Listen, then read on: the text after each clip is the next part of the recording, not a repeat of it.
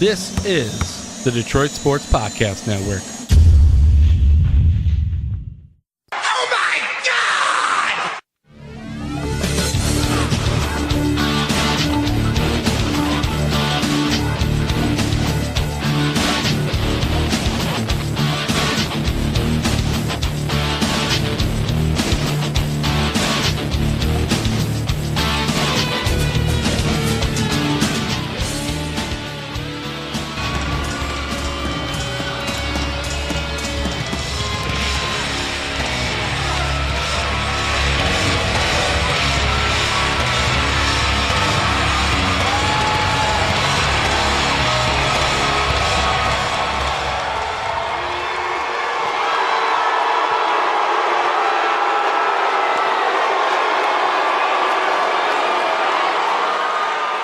I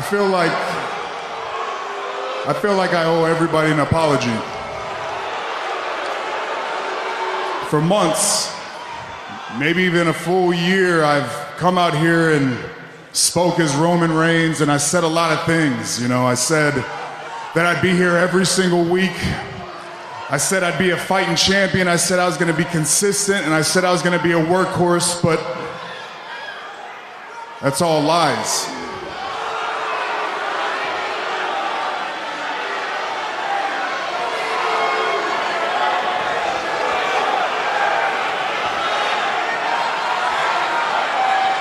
It's a lie because the reality is my real name is Joe.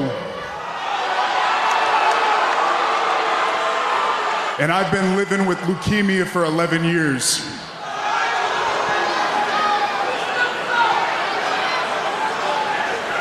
And unfortunately, it's back. And because the leukemia is back, I cannot fulfill my role. I can't be that fighting champion. And I'm going to have to relinquish the Universal Championship. And with that, wow, cuz the wrestling world was flipped upside down. I had sent you that message Monday evening when I got the news. I was scrolling Twitter. I had DVR'd Raw. And with that news, it was shocking and just out of the blue because, like I said to you, I had no clue that the man had battled a medical illness for that long or that he had leukemia that was in remission. It just started off Monday Night Raw with an emotional tone because after that, he relinquishes the title. He goes out. He's in tears. His Shield brethren come out, and you could obviously see Seth was just bawling. Seth Rollins is obviously very upset, and he's emotionally shaken, and it's just a tough thing because a guy in his prime, his career right now is on pause because of something way outside of his control. He's medically ill, and he could be gone for upwards of a year or two, and his career's halted, and it just kind of put a jolt and a somber note to start Monday Night Raw. I've seen reports as much as 2 to 3 years. I don't know. Again, I haven't had a chance to really break down those reports to see how accurate they are. But yeah, what a way to start Raw off. Just kind of suck the entire air out of the building. I know when I watched it, I was like, holy hell, like, what just happened, you know?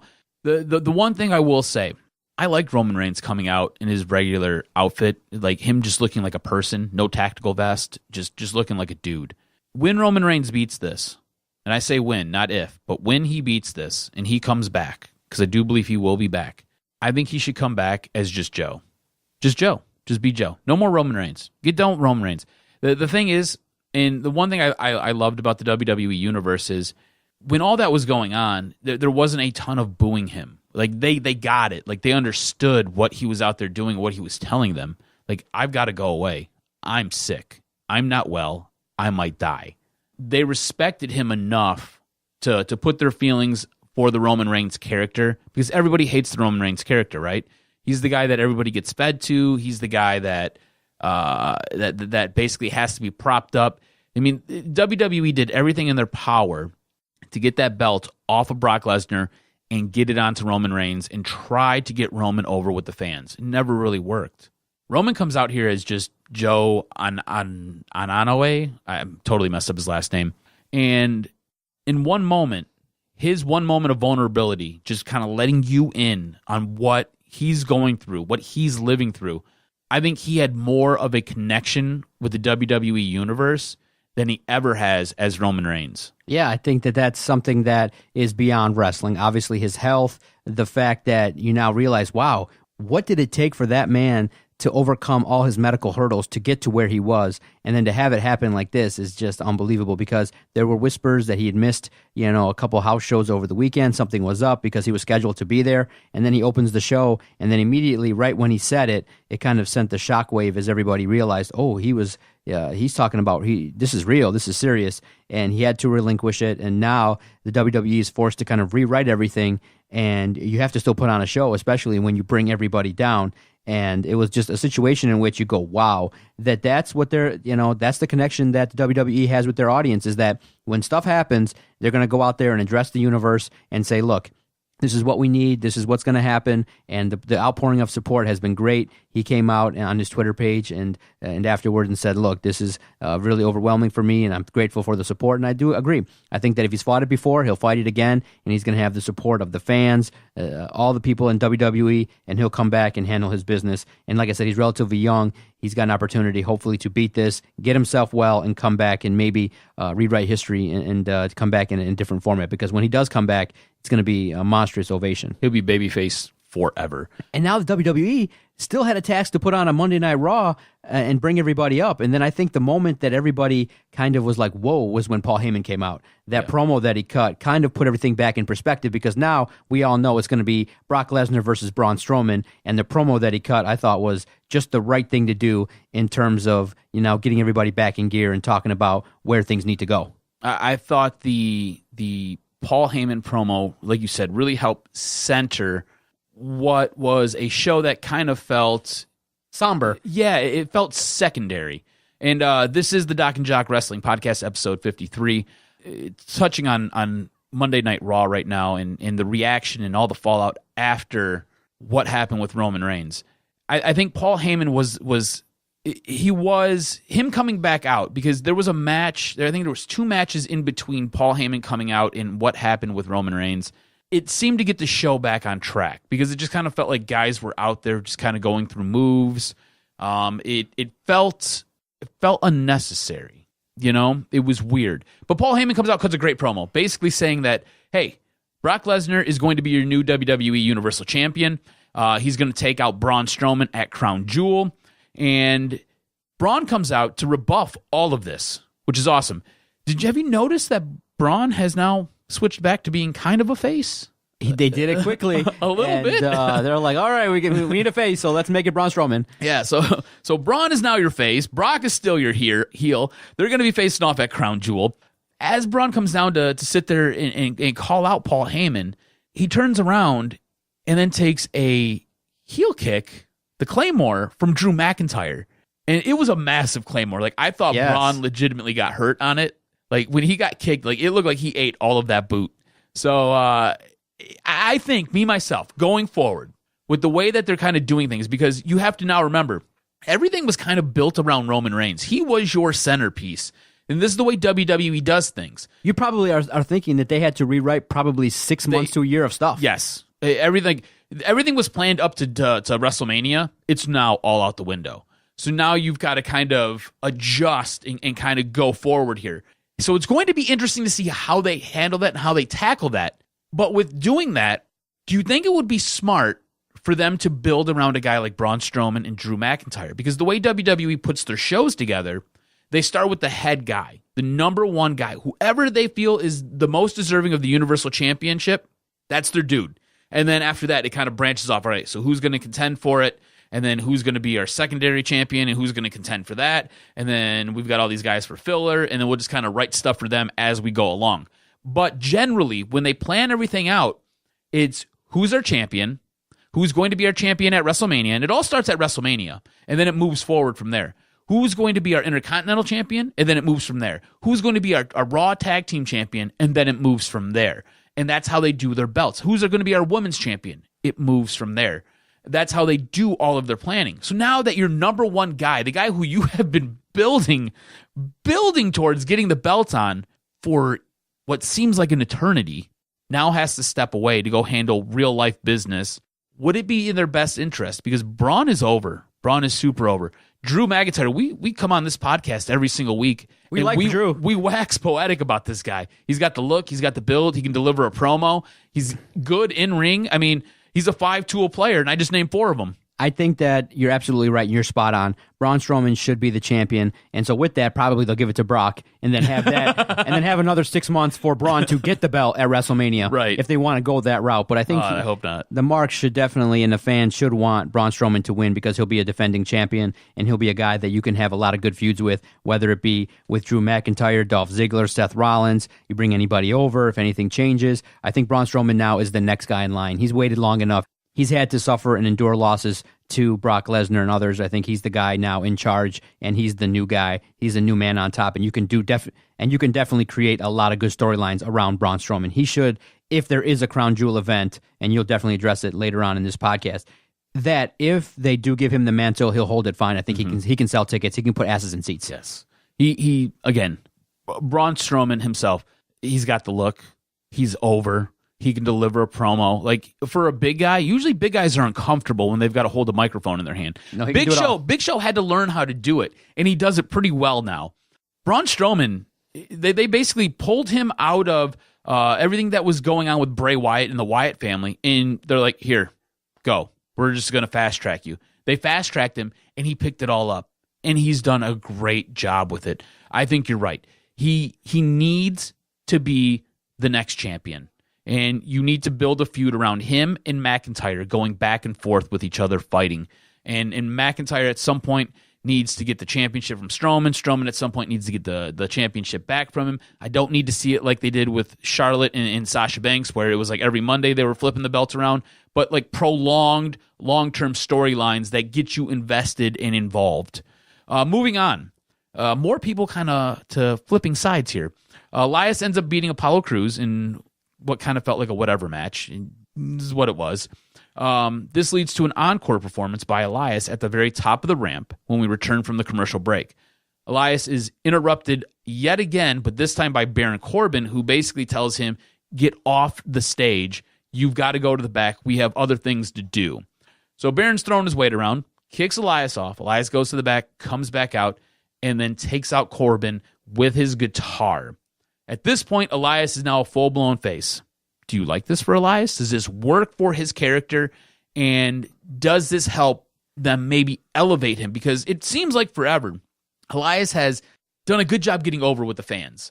And he has his catchphrase, he has a gimmick, it works. But they've never really been able to move him past this weird low-level mid-card area. Like, he's a guy who could be your secondary champion. Does this help elevate him and move him up? I think so. I think this is a guy that's got all the tools, like you said. He's got a good character. He's over.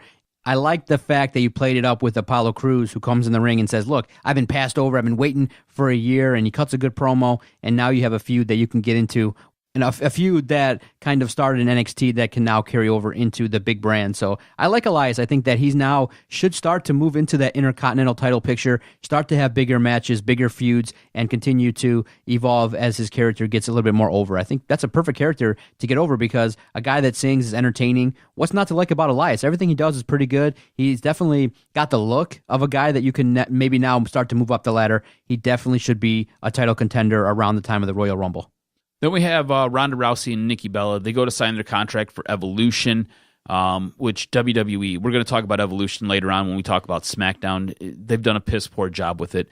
Again, this was good, but it was nothing great. It just kind of was what it was. We get to the main event, and this is where I think WWE did a masterful job writing Monday Night Raw. So Dean Ambrose finally does it. This is what we've all been waiting on. We've all been expecting it. But Dean Ambrose does it after him and Seth win the tag team championship belts. Did you find that unusual? Why would you give them the belt and then have them? I think it makes for great storytelling. Okay. And let me tell you why. All right. Let me explain what happens in the match first. So the Shield have a great match with Dolph Ziggler and Drew McIntyre. In the end, Seth hits a stomp and gets the pin. We now have new tag team champions. And then Dean does it. He turns heel by mauling Seth Rollins. He hit him with the dirty deeds, rips off his Shield tactical vest, throws it off to the side, takes him outside, exposes the concrete, and does another dirty deeds right there on the concrete floor. This is masterful storytelling. We all knew this was coming. You didn't expect it tonight, though. Not after the way the show opened up with Roman Reigns. You didn't think it was going to take place tonight with Roman Reigns dropping the heavy news that he has to leave because he has leukemia. Not with Seth and Dean up at the very top of the ramp, bawling their eyes out as just the emotion got sucked out of the stadium. These guys come back into the ring. They wrestle a great match, an exceptional match. And we all knew this was coming. We just didn't know when it was going to happen. And here's how it played out. Have a listen. It's a quick clip here, and I think everybody was shocked because I think that's where the storytelling comes in that nobody thought it would take place that night, just like you said. The team to win the Raw Tag Team titles in the main event of Monday Night Raw. What the hell? Oh my God! What the hell? Are you kidding me? The fans are shocked. Yeah. Not tonight! Not on this night! Which is why it was great.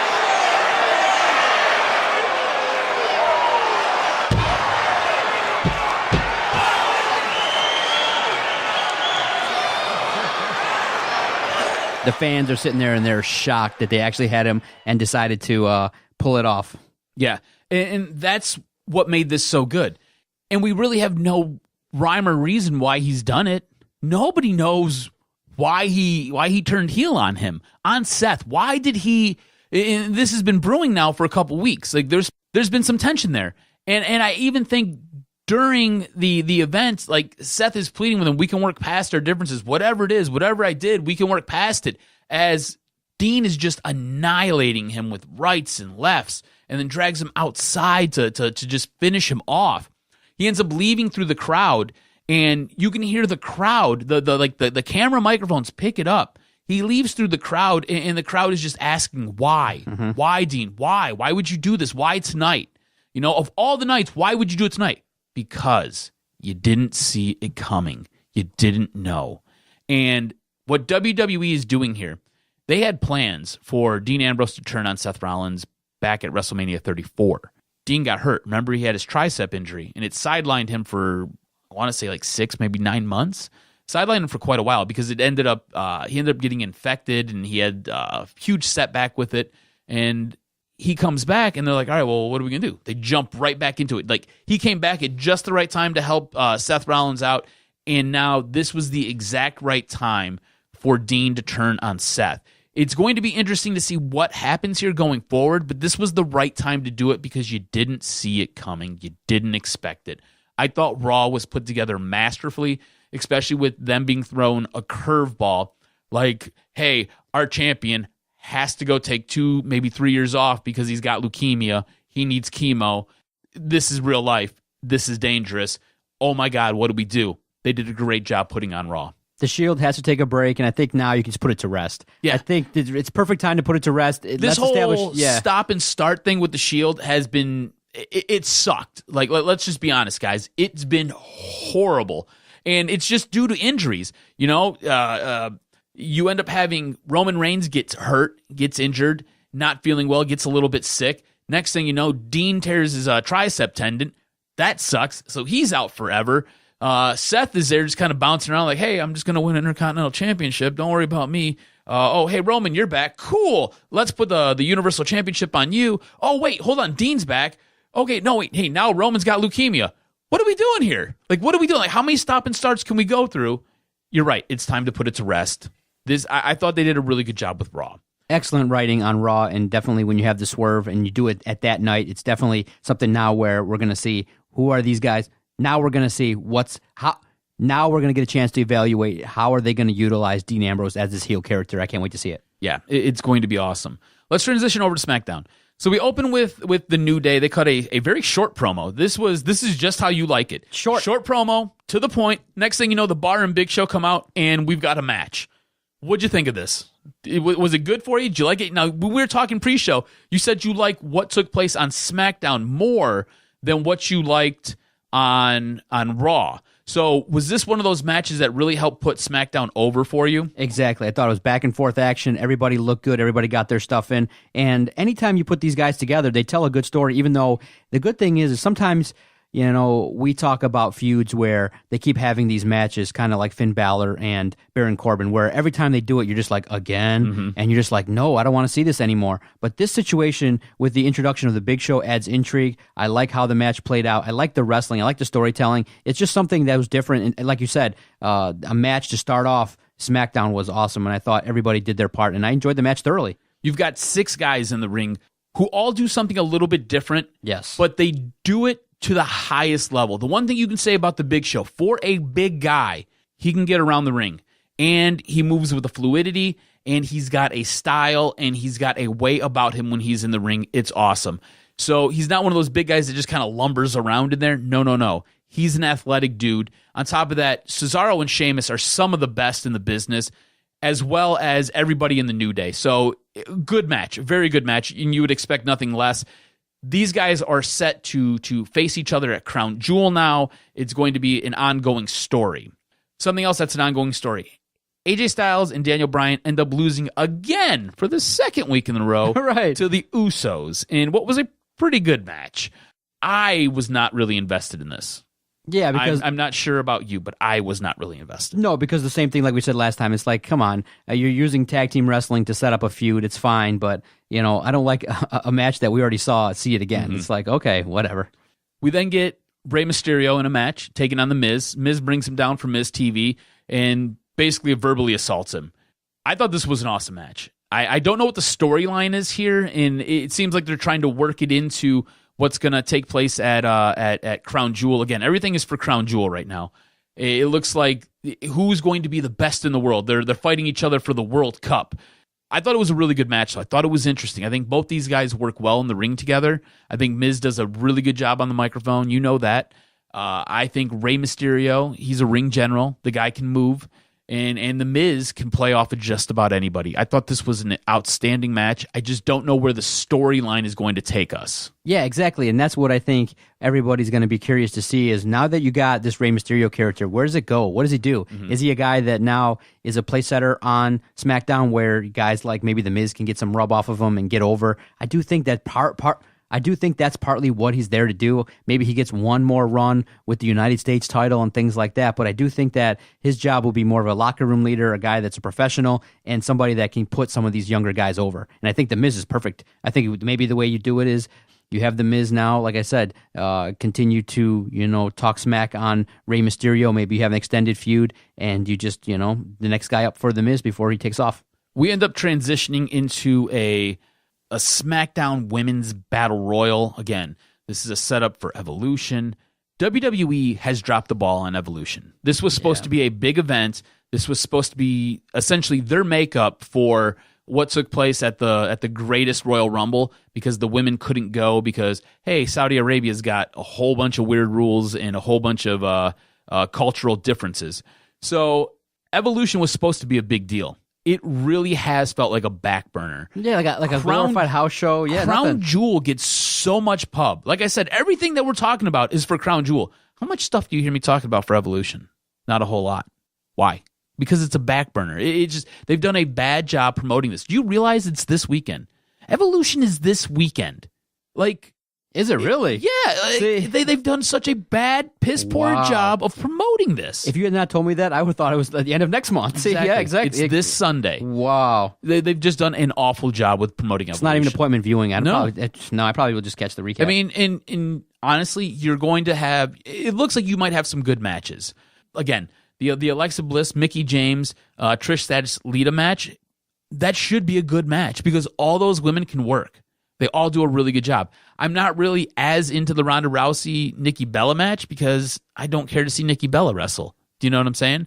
But everything else is just kind of a crapshoot. The one match I want to see is the Charlotte Flair Becky Lynch match, and they got a little bit of time on this show on SmackDown, but it was more of a vignette of Becky Lynch essentially assaulting Charlotte Flair at the NXT Performance Center. We end up finishing off with Randy Orton, who beat Jeff Hardy in a solid match. Again, building towards Crown Jewel and the World Cup. I felt like SmackDown was just kind of put together to lead you to Crown Jewel. I don't feel like we got any elaboration on any storytelling. If anything, we got more questions than we got answers. And that's why, for me, I think Raw was the better show.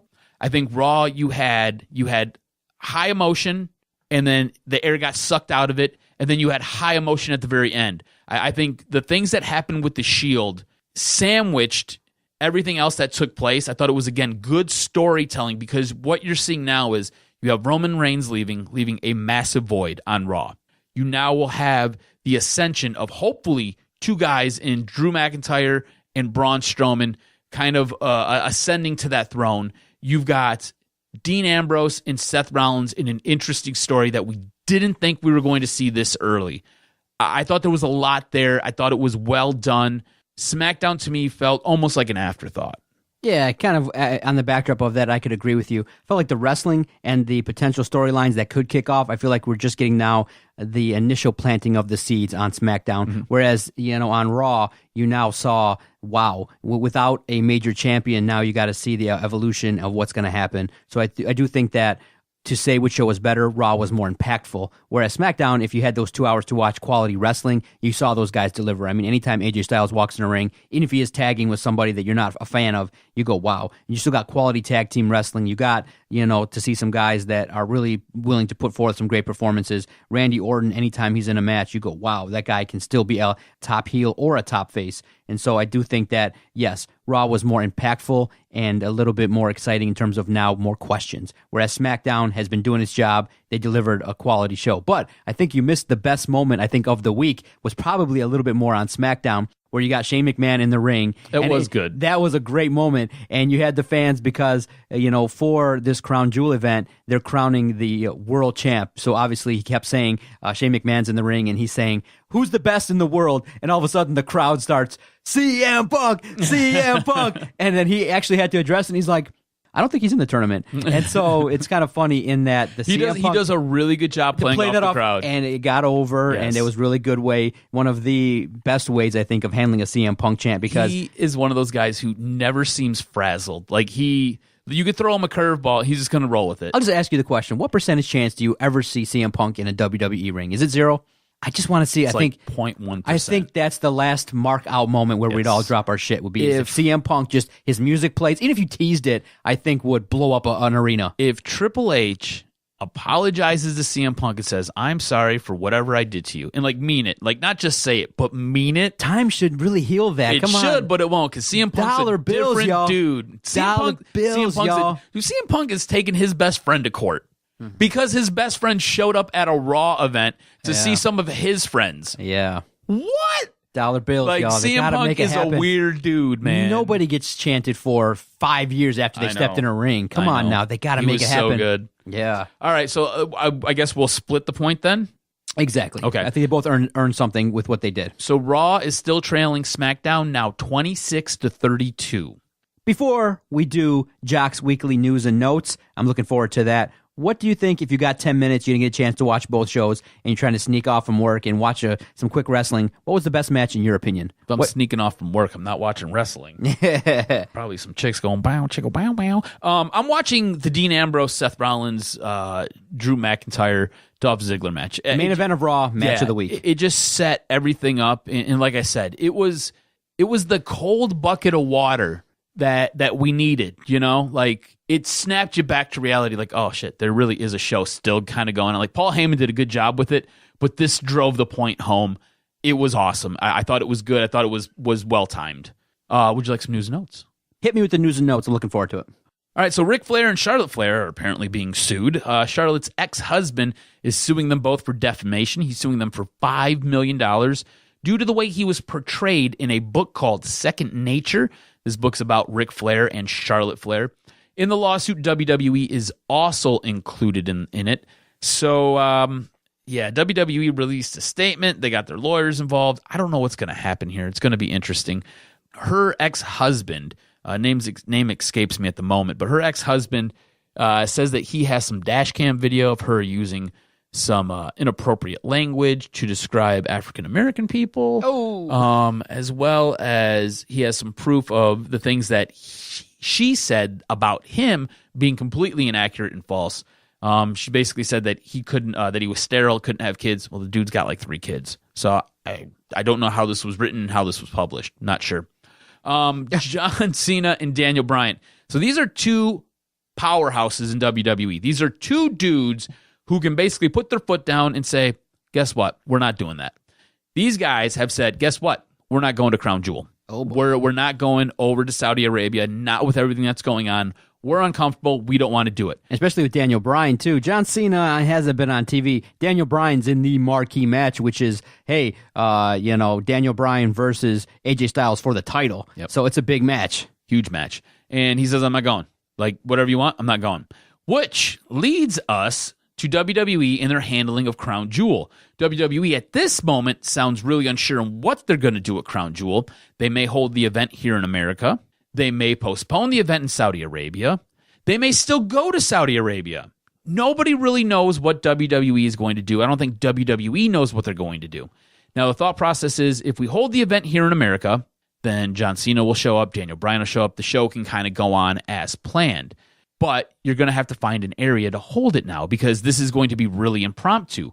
Whereas you've been building towards this massive event in Saudi Arabia, you've been on the ground scouting locations, trying to get things situated. On top of it, there's a ton of money involved. Did we not mention last week the 10-year, $450 million contract? And there are real-life consequences that could affect fourth-quarter earnings that could bring the stock price down. Exactly. And you're looking at it like, hey, this is a publicly run company that has to answer to shareholders. And when you give up that much money, potentially in the neighborhood of $20 million, that's going to affect the bottom line in terms of operating cash and things like that. And so in the business world, it's not a good decision. So I'll ask you this. If they decide to carry on and go to Saudi Arabia, is it a fireable offense to have a superstar actually go out and do something like that? Do you suspend him? Do you, maybe put him in the ring and just have him lose a bunch? They're independent contractors, right? Yeah. They're supposed to have that right as an independent contractor. Not to show up if they don't want to? To make that decision. So, look, this is where wrestling gets weird and where it's the murky, the gray area. It's a gray area because they're portrayed as independent contractors. That's how WWE avoids paying for their travel fees, avoids paying for their insurance, avoids all kinds of stuff, and it, again, boosts WWE's bottom line. Exactly. But they control everything, right? Exactly. So, you're signed to them with a contract. You can't go work anywhere else like a regular independent contractor could. The way, if you're going to win or lose or get over, I mean, getting over is kind of on you. If you can get over, you can get over, but they can book you into oblivion. I mean, They did it with Zack Ryder. Zack Ryder got himself over. WWE was pissed. What'd they do? Booked him into oblivion. Where's Zack Ryder now? He might be on 205 Live. I don't know. I haven't checked it out. So it's what could happen. It's weird. It sucks for these guys because the way WWE does it does kind of hold their feet to the fire. But if it was me, whether I'm John Cena or Daniel Bryan, I'm not going. What are you going to do? You going to fire me? Yeah, quick side note. I'll go to ROH. How crazy was it? I'll go to New Japan. Yeah, quick side note. How crazy was it that the Saudis forced the guy's son to take a picture of that photo op? That was crazy. I saw that and I was like, oh my God, how do you even do that? How do you not freak out? Yeah, crazy stuff. I just think that it is a little bit too political, too white hot right now to hold that event. I just think that, hold it in America. Try your absolute best just to find a quick venue. Even if you have to do it in a small venue, just do it. Yeah, absolutely crazy. There'd be no chance in hell I'm going. And if I'm Vince McMahon, I'm not sending my employees or my independent contractors over there. Not right now. Former WWE star Cody Rhodes. He's working to create a wrestlers union, something that had been tried by Jesse Ventura in the past. Now, a wrestlers union, again, we just talked about them being independent contractors, and this segues perfectly into a wrestlers union. Wrestlers union would help protect these guys from having to go over to places like Saudi Arabia, when there's all this political unrest going on and journalists are getting killed and their bodies are getting chopped up and basically shipped around in little baggies. So having a wrestlers union would be a really good thing. And it would be the boys working for the boys instead of the boys working for the company. I think wrestlers union is something that is needed. I think it would be good. I think it helps everybody out. It's going to be interesting to see what happens, though, and if this gets off the ground. Jesse Ventura almost had it going, and then WWE put the kibosh on it and stopped it, and Jesse Ventura was soon booked into oblivion. Sticking with Cody Rhodes, he just recently dropped the NWA title. He was the NWA champion as well as I believe he's the ROH champion. But he just dropped the NWA title to Nick Aldis. which has sparked some Cody going back to WWE rumors. I don't think it's going to happen, especially if he's trying to start a wrestlers union. Definitely isn't going to happen. New Japan and ROH don't want to lose Cody. Again, this goes back to us discussing a few weeks ago what's going on in New Japan. New Japan really and truly is the money brand of the two, and they have a really good working relationship, ROH and New Japan does. There's different people in charge now at New Japan. How is that affecting the boys? By the boys, I mean all the dudes in Bullet Club, including Cody, as well as everybody else on that roster. There seems to be a little bit of unrest, some unhappiness going on. Even Chris Jericho recently has been on Twitter speaking out about it. Don Callis was just recently let go from New Japan. He's been calling most of the American matches, so everything that you hear in English, Don Callis has been on with Kevin Kelly. Don Callis has been let go by New Japan because he had other dates and other things going on with Impact where he couldn't attend certain New Japan events. New Japan kind of got pissed off and butthurt, and we're like, yeah, we're just going a different direction. And really and truly, the reason why Chris Jericho is there right now is because of a guy like Don Callis. So Chris Jericho was a little bit upset. But that's what I got for you for news and notes, my brother. Great podcast recording. It'll be interesting to see where this goes now in the next few weeks in terms of how Evolution shakes out, how Crown Jewel shakes out, what's going to be the resolution of that. So stay with us. Every single Friday, the Doc and Jock Wrestling Podcast. You can follow us on Twitter at AdamRSTROZ. Follow the network at Detroit Podcast. If you've liked what you've heard, if you have totally different takes, if you have a different direction in how you want to see some angles play out, feel free to leave a voicemail, 248-579-8686. That's 248-579-8686. We'll play them here on the show. Thanks for everybody's continued support. We greatly appreciate it. Free and easy way to support us, DetroitSportsPodcast.com. See everybody next Friday. Looking forward to it. Support those who support us. Check out Dennis Farrell and the Wrestling Perspective. Also check out Breaking Down the Ring podcast on Podcast Detroit Network. They do a very good show every single Wednesday. So check those guys out. They do awesome work. Dennis is like, every time I go to read some news and notes for the show or I'm listening to something about wrestling, Dennis's podcast gets mentioned all the time. Yes. If you like Impact Wrestling or you like other independent wrestling, Dennis has the inside track on just about everything. WrestlingPerspectivePodcast.com at Dennis77 Farrell. Great insight there. And like you said, Breaking Down the Ring podcast, great supporters of ours at BDRcast every single Wednesday, 9:15 or so on the Podcast Detroit app and the network there. Good stuff from them. Absolutely. Like I said, dude, check out Dennis. Dennis is in the know. He's in the know for Top sure. Top ranked for sure. Well connected. For Adam Strozinski, I am the Doc, John Macaroon. See everybody next time.